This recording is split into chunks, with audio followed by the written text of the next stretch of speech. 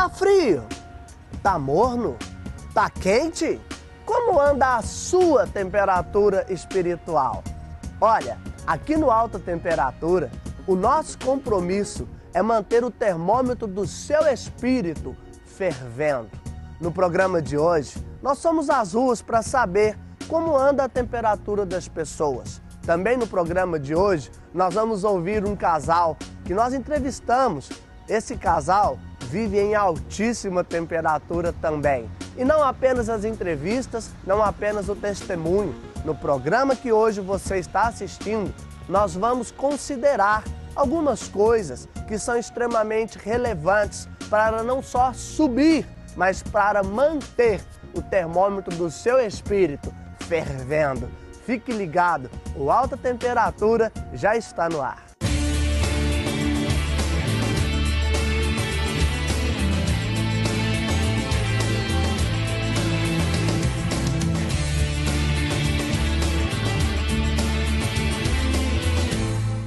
Olá, eu sou o Hudson Meira. A partir de hoje, eu estarei com vocês todos os sábados, às 15 para as 2 da tarde, aqui na Rede Super. Nós estaremos aqui com um único objetivo: elevar a sua temperatura espiritual. Faremos isso levando para vocês a palavra de Deus. Alegria, descontração, informação e muito mais. Tudo isso aqui no Alta Temperatura, o programa que chegou para aquecer você. Recentemente, nós visitamos uma siderúrgica e pudemos ver um alto forno. Nós vimos que aquele forno pode chegar à temperatura interna de até 1.800 graus. Isso mesmo, 1.800 graus. Mas para isso é necessário carbono, contido em carvão vegetal e oxigênio. E pensando nisso, eu queria te fazer uma pergunta. O que você tem feito para elevar a sua temperatura? O que você tem feito para elevar a sua temperatura e mudar todas essas coisas? Veja bem, está escrito que 2 jovens caminhavam tristes, desconsolados em Emaús, até que alguém deles se aproximou e no decorrer daquela caminhada, ambos disseram: porventura, não nos ardia o coração enquanto ele nos falava e nos abria as Escrituras? Olha para mim, querido, a temperatura deles subiu. O negócio está ficando quente. E a primeira coisa que eu quero deixar como uma resposta, como algo relevante para que você e eu subamos e mantenhamos a nossa temperatura elevada, é a própria presença. A presença não de qualquer pessoa, não de qualquer Deus, mas a própria presença de Jesus. Os próprios discípulos disseram, enquanto ele caminhava conosco.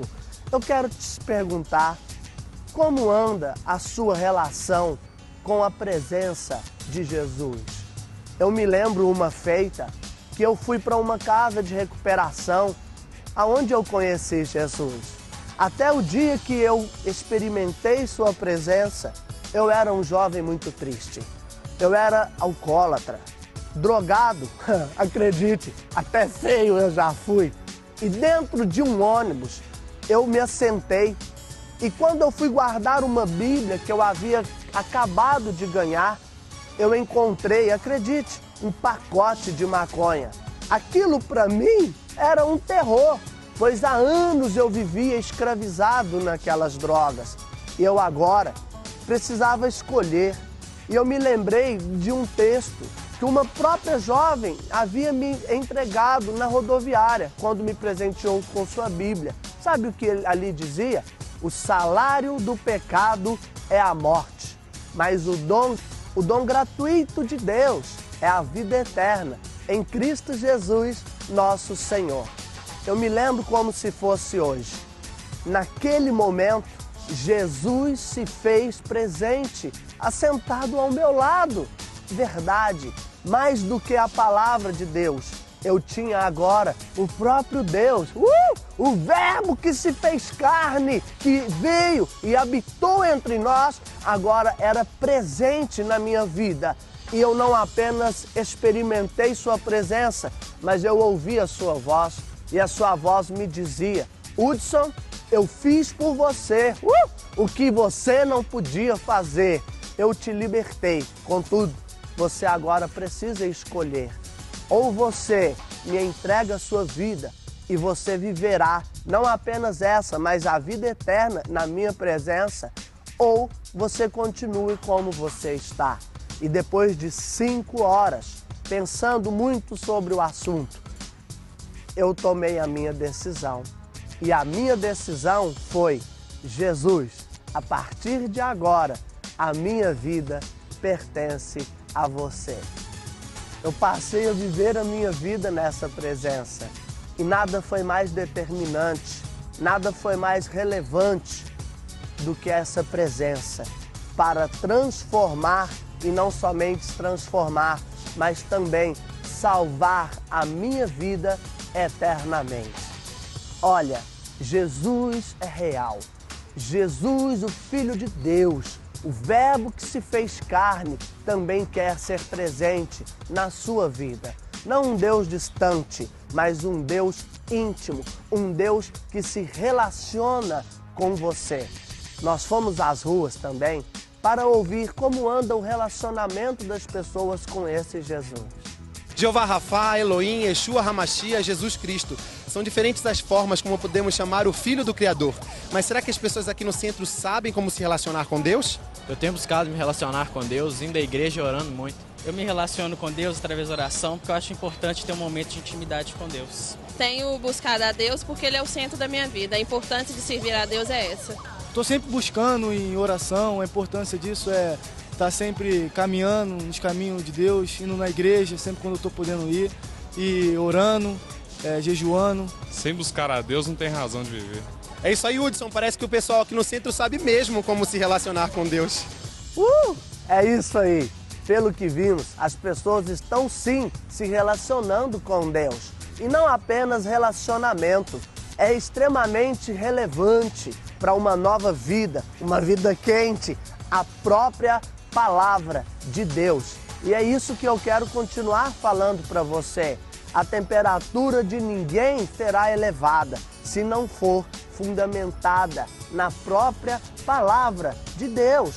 Foram o que os 2 jovens testemunharam em Emaús. Segundo eles, Jesus não somente com eles caminhava, mas também abria-se-lhes as Escrituras. A palavra de Deus transforma, a palavra de Deus liberta, a palavra de Deus cura, a palavra de Deus alimenta você. É isso, debruce o seu coração, deleite-se nessas Escrituras e a sua vida não mais será a mesma e a sua temperatura vai subir radicalmente. O Alta Temperatura saiu às ruas para ouvir como anda o relacionamento das pessoas, não somente com Deus, mas também com a palavra de Deus. Veja só.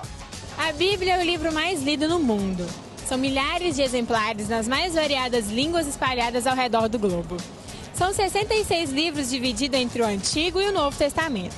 E as páginas desse livro podem mudar a sua vida. Mas será que o pessoal aqui sabe disso? Vamos conferir. A Bíblia tem lá para cada um de nós os ensinamentos que nos levam à salvação, a buscar e adorar a Deus sempre, né? Porque foi para isso que Ele deixou essas escritas, né? A palavra de Deus está aí para nos orientar, para que não venhamos cair em tentações, mas buscar primeiro o reino dele, né? Eu leio quase que nada, mas hoje eu falo para qualquer pessoa que a Bíblia, o correto é ler a Bíblia todos os dias. Todos os dias. Eu ainda vou chegar lá. Vou ler todos os dias, eu vou chegar lá. Eu tenho lido a Bíblia todos os dias de manhã. Isso me ajuda a crescer na palavra do Senhor, na presença dele. Tem me dado muita alegria também no coração para superar os problemas, superar as dificuldades do dia a dia e ter certeza da vitória. Antigamente eu frequentava a igreja católica normalmente, mas com o decorrer do tempo foi ficando para trás. Não leio. Já fui em igreja já, mas desviei. Aí depois eu nem tive interesse. Eu leio a Bíblia constantemente porque é importante para o crescimento espiritual. Olha, para mim a Bíblia é como que o manual do homem. Para funcionar bem, tem que ler. Então eu me esforço para estar sempre renovando, sempre relendo e buscando de Deus uma direção, uma palavra, uma revelação. Eu acho fundamental que o homem possa viver bem, possa se relacionar bem com Deus e com seu semelhante, lendo o manual do fabricante. A Bíblia a gente tem que ler e seguir o que ela manda, né? Porque muitas pessoas lêem a Bíblia e usam muita mentira. Eu gosto da verdade e a Bíblia é a verdade. Já li algum tempo atrás, mas não leio, eu não entendo nada. Hudson, parece que por aqui as pessoas têm buscado entender a palavra. Bom demais. Pelo jeito, as pessoas ao ler a Bíblia entendem e algumas até praticam o que ela diz. Outros não entendem e, consequentemente, não o fazem. Contudo, minha dica para você, até porque não é uma dica somente, é a vontade de Deus, é que ao ler a palavra dele, você torne-se também um praticante e operoso da mesma. E com toda certeza, a sua vida não será mais a mesma. Que Deus te abençoe. Para você que talvez ao ler a Bíblia nada entende, eu quero te dar uma grande notícia. Entre em contato com a gente. Teremos grande prazer em esclarecê-la ao seu coração. Teremos grande alegria em acompanhar você na leitura da mesma, pois estamos certos que ao ler e entender, você vai poder praticar e a sua vida não será mais a mesma. Vamos agora ao quadro Termômetro, com Thales e Bruna, um casal que vive em alta temperatura também. Aqui no quadro Termômetro no Alta Temperatura, todas as semanas nós vamos trazer testemunhos que vão aquecer ainda mais o seu espírito. E para começar bem o termômetro de hoje, a gente vai iniciar com um testemunho duplo. É o Thales e a Bruna que casaram na metade desse ano e têm apenas 23 anos. Que decisão importante para ser tomada com tão pouca idade, hein, Thales? Poxa vida, né, Márcio? Talvez uma das decisões mais, com certeza, uma das mais importantes da minha vida. E nesses últimos 5 anos não foi só essa decisão de escolher quem vai passar o resto da minha vida ao meu lado, mas minha profissão, o meu ministério, são uma série de decisões que vão com certeza influenciar os meus próximos 50 anos de vida. Mas eu fico me perguntando, mas como que essas decisões foram bem, foram mal, será que eu mandei bem e tal? Eu tenho paz, mas por causa de um simples motivo, porque eu consultei Deus quando eu fui decidir essas coisas. E se Deus é o homem mais sábio, é a pessoa mais sábia do mundo e consegue sempre ter decisões boas e perfeitas, se ele me ajudou a decidir, minha decisão também é boa e perfeita, mas por causa dele, não por minha causa. Isso me deu tranquilidade para passar por tudo isso com tão pouca idade, porque eu não tenho maturidade, não tenho sabedoria, não tenho inteligência suficiente para isso. É verdade, sem Deus a gente não consegue tomar uma decisão como essa. E Bruna, como foi que Deus falou com vocês de que essa era uma hora boa para casar? Não teve um momento certo, mas desde quando a gente sentiu no nosso coração mesmo vontade de casar, a primeira coisa que a gente fez foi colocar diante de Deus para ver qual seria a resposta dele. E Deus foi falando mesmo com a gente, respondendo positivamente aos nossos questionamentos, às nossas dúvidas. E aí a gente precisava da autorização dos nossos pais, nós tivemos, a gente precisava mesmo de dinheiro, de casa para morar. E Deus foi dando mesmo, abençoando a gente. E até mesmo a gente teve o apoio também do Hudson, a todo momento ele esteve do nosso lado, nos apoiou, nos orientou também o que fazer. Foi muito importante também para a gente ter ele perto da gente. Essa presença do Hudson, então, foi definitiva para que vocês tomassem essa decisão? Sem sombra de dúvida. A gente tinha muita vontade de casar, mas faltava aquela coragem, sabe, de enfrentar todos esses desafios que a pouca idade nos dava.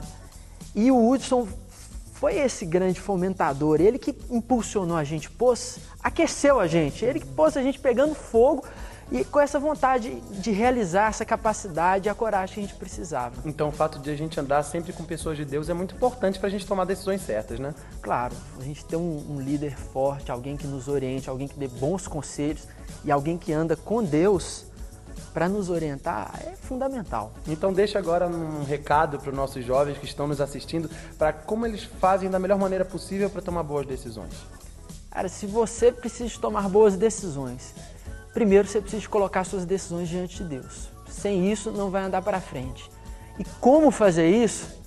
Ler a Bíblia, orar muito E tem um detalhe que muitas vezes as pessoas esquecem, que querem uma caminhada independente com Cristo. Não dá, não dá. Um cara fera aí da liderança fala assim, que a caminhada para o sucesso não funciona, não tem jeito de ir sozinho.